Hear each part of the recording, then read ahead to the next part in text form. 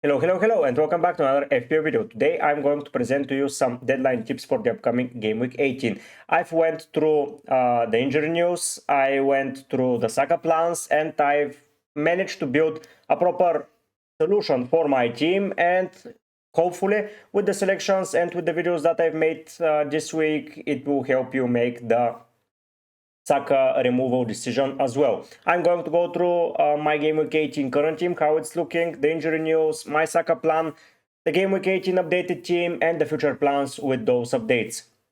As you can see, I'm aiming for 2000 subscribers, so if you can make it possible, it will be very much appreciated. You can join the mini league, you can join the Discord, you can do all those amazing stuff. And now, without further ado, let's jump into my current team selection. This is how currently my team looks. I have 0.5 million in the bank and 2 transfers in the bank. So Sanchez, Fulham at home. I don't think he is going to be rotated today, so not today, but the game when it plays. So I will be believing in Rob Sanchez. Timber against Ipswich, Guardiola against Everton, and Ho against Aston Villa. 3 home fixtures with 3 really solid defenders. Salah, Palmer, Mbumu, and Saka in midfield. As you can see, I have the Saka issue, and I have to address it as soon as possible, as his price is probably going to drop at the time you're watching the video already. It might have dropped. I'm recording this early as it's Christmas Eve today, and I wanted to record the video for you to have on Christmas Day to watch it before the deadline. So hopefully you appreciate that. Up front, Isaac has risen in price already, Cunha and Pedro. We may have an issue with Pedro at 7.2, not with Pedro, with Cunha, sorry. Because he might be banned, but we don't have any info regarding that. I will post my team on YouTube community page and on X, so you are going to be able to see how my final team selection looks. But for now, Cunha is going to remain in the side, as I don't see a reason to take him out before Manchester United at home. He is a magnet bonus, so if he is fit and if he is ban free, I think that he will be playing. Now, Saka's injury is a thing that we need to address. Let's go and check, first of all, the injury news so far, if we have anything new about any members of my team or anything regarding any important players. And then you're going to see my Saka strategy and how my new team selection looks. Have in mind that as I'm recording early this video, not all managers have spoken, but for those that have already said about their team news, I'm going to go through all of them. This will be a weekly occurrence when I prepare for the upcoming week, because I want to give you the best information possible and to summarize it in one video for you to have it.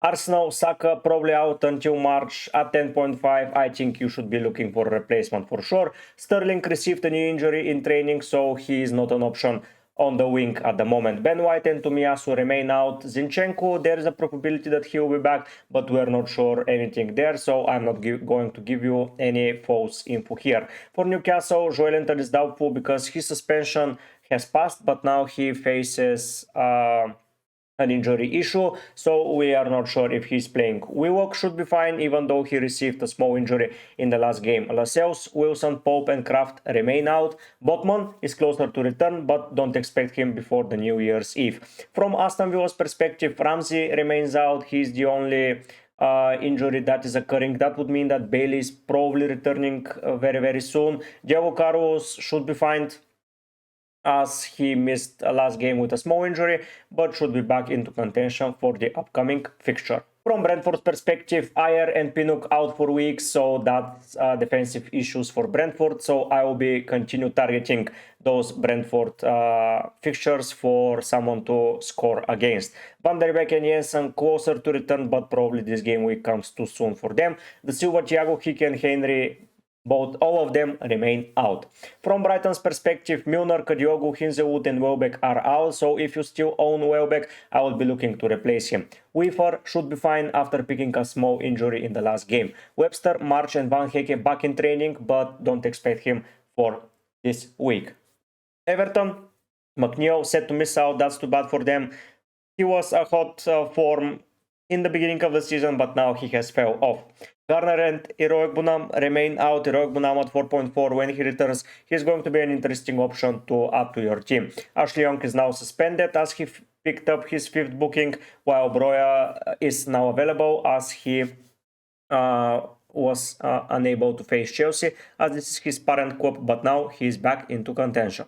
Bournemouth, Sinisterra, Scotta, Araujo, Senesi and Tavernier remain out. A lot of players out, especially players like Senesi, Tavernier and Sinisterra. They have been part of the main squad, Scott as well. So even without them, they are doing completely fine. Smith picked up an injury. The manager said that there is a list of doubtful players. Only Smith was named, so I listed him here as doubtful. From West Ham perspective, Antonio is out because of that car crash. Soler back from suspension, but now Paqueta is suspended. That would mean that Paqueta being suspended and West Ham facing Southampton exactly, they will have most probably Bowen on pens. So for that particular week, Bowen may rise in popularity and may bring you a lot of points. Nottingham Forest, Sangare and Dominguez are out, while Danilo is closer to a return, but would still miss out.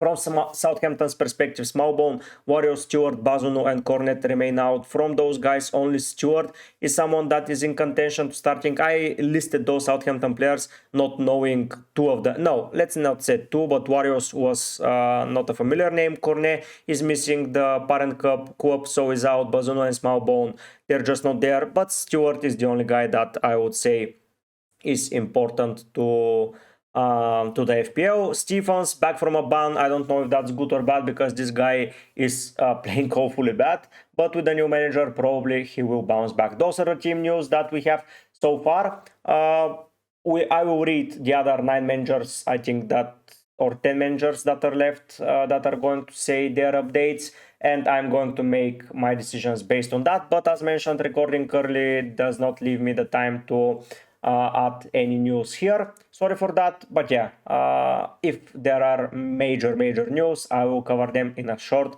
that will come really soon before deadline. From all the strategies that I've built for Saka, I think that's my favorite. I'm going to say it's my favorite because the upside is very big. Those are the risky players. As mentioned yesterday's video, risky players are not only because of minutes, but because the team is not performing well and they're not in a particularly good form. Looking at the safer option, looking at the cheaper options, yes, you can say that they are good to go, especially Amat, Sar, Bruno, Odegaard, those players.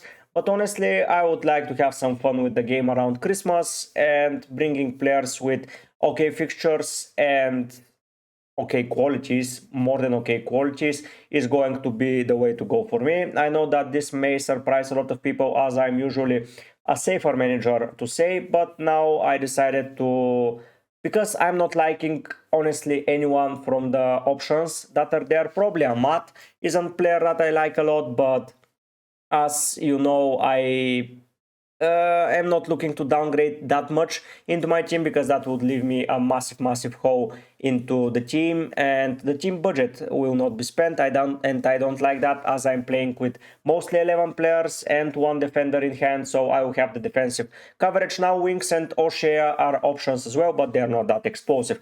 Either way, let's go and see how my team selection is looking for the upcoming week. I will be then discussing my future plans and I will wish you a Merry Christmas to all of you that are celebrating around the world. Looking at how my team for Game Week 18 looks, we're starting with the goalkeeper's position. Let's take Cahill out of the way immediately. 3.9 for a keeper, non-playing keeper. Did I make a mistake for that?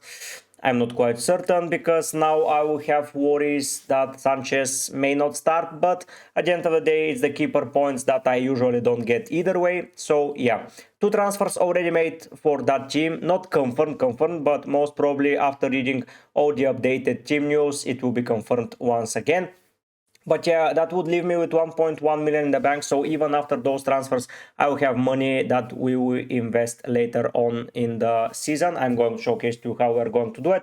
But yeah, Fulham at home for Sanchez. He's going to be my keeper. I don't know if he's going to keep a clean sheet, but a couple of saves will be well received. Moving into my defense, you are seeing already the first transfer that I made. It's 8 Nuri out for Trent Alexander-Arnold. I know that I have Ho and I have Darren O'Shea who are great coverage for the cheaper defensive options. But at the end of the day, Trent is facing Leicester, and with the money that I'm saving from selling Saka, I think that adding Trent into the frame is a good option. Now this covers Liverpool defense, that covers extra Liverpool attacker because Trent is genuinely an attacker. And I have a 3-back formation that I'm going to rely basically all the time ahead, and I have coverage info that I will just rely on when is the time. He is cheap, I brought him for 4.3, so he's not hurting my budget at all. Timber against Ipswich, I suspect he will be starting as they don't have a proper right back. Party being carried there, but with that Saka injury, I think now that Odegaard, probably Havertz and Partey / Rice will be starting in midfield. That would mean that Timber, there is a slight chance that he will be benched, but I just don't see it as of yet. Guardiola at Everton at 6 million, he has dropped in price, but at the end of the day, I think that he's still an amazing option with the fixtures that are coming up ahead from Manchester City, and spoiler alert, he's my only Manchester City player into the team, so I want to have a slight coverage into both attacks and defense, as Guardiola is hell of attacking. Trent, as already mentioned, Leicester at home, then he faces West Ham and Manchester United, 2 home fixtures for Liverpool. United are suffering from set pieces. West Ham historically has been an easy opponent for Liverpool, and Leicester at home. I have flashbacks from 3-4 years ago when Trent scored that 21 points, and I would say that this will be a very nice deja vu if it happens again. Hall on the bench to cover for some suspension / injuries, and Dara O'Shea into the team to have extra coverage. He has risen in price, so that's overall good for my team. Next up, we have my midfield. Salah and Palmer, I don't think we need to discuss anything about them. Palmer has risen in price, so did Salah, so I'm keeping that price very high for both of them. That would probably mean that I'm locked for alternative strategy compared in Gameweek 29. So regardless of who reaches the final, I'll be using the free hit as I have so much value in both of those players and I don't want to go to waste. So they are going to remain there. And Mbomo against Brighton, it's not the most amazing of fixtures, but at the end of the day, I don't think it's worth switching at the moment, as we have more and more issues arising into the team, and Diaz is going to be my move because I'm first of all a Liverpool fan, and that would mean that I would root for my players to play. I don't know if he's starting, if he's playing all the minutes, or something else is going to happen, but at the end of the day, Ucho is pretty explosive.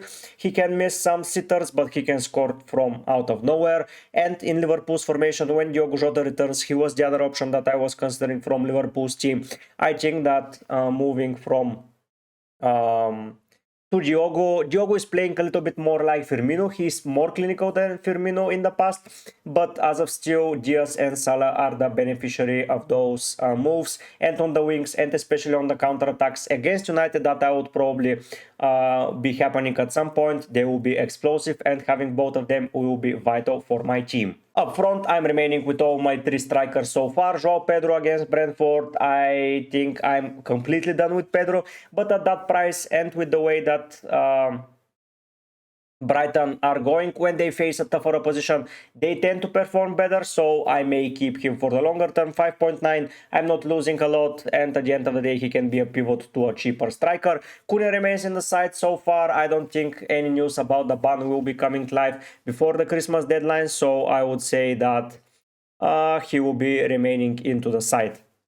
Isaac against Villa, I think he does pretty well against the better side, so yeah, that's the deal there. The final thing that we're discussing is captaincy, and yeah, captain obvious. I'm going for Salah. Palmer is my vice captain this week. I may move it to Trent, but for now I'm not risking it that way. I think that Salah is scoring a lot of goals against Leicester, and I think Palmer will be vital against so we'll see. Most probably we'll move the vice captaincy on Trent just for a punt, but at the end of the day, I think it will not matter at all. Now let's go and see how my team is going to look in the future and what are my plans for the transfers. I have several things to discuss with you, so let's move there. Here is how my team is looking at the moment for the upcoming game week 18. Sorry, you've already seen it into the previous slide. Diaz and Trent will be joining the team. For the upcoming game week 19 though, if Cunha finally gets banned, unless he survives another week without a ban, I will be keeping against Spurs obviously, but if he gets suspended, I will go for a player of the name of Mateta. There are several options here. I can go for Chris Wood, and both of them have an okay fixture run. Yeah, Liverpool is not that amazing, but Everton, Wolves, Southampton, I think it's a good run for Wood, but an even greater run in my opinion to Mateta. Sorry about that for a little bit. Southampton, Leicester, West Ham, Brentford. Everton, Fulham, Ipswich, I can keep him for a very, very long time. And if Eze remains with so many issues, he will be playing for the attacking potential.